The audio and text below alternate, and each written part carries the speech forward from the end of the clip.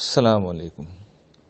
میرے پاس اکثر ایسے لوگ ملنے کے لیے آتے ہیں، یا ملنے نہ بھی آئیں تو جب اپنا مسئلہ بیان کرتے ہیں تو جو مسئلہ وہ بیان کرتے ہیں یا جو دکھ لے کے وہ آ رہے ہوتے ہیں وہ یقیناً ایسا ہوتا ہے جو بہت تکلیف دہ ہوتا ہے، جس نے انہیں بے چین اور مضطرب کر دیا ہوتا ہے۔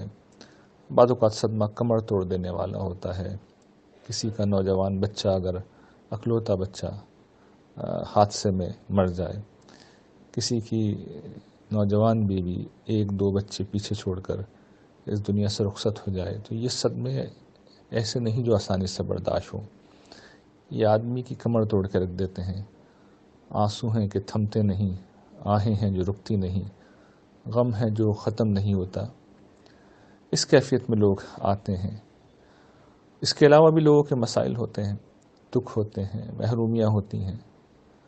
میں کبھی سوچتا ہوں کہ یہ جو غم ہیں، یہ محرومیاں ہیں، یہ کیا ہیں؟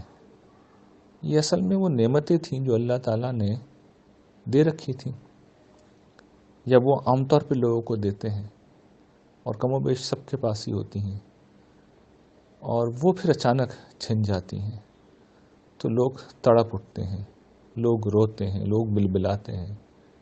سوال یہ ہے کہ جب یہ نعمتیں موجود تھیں تو کیا اسی تڑپ کے ساتھ شکر بھی ادا کر رہے تھے؟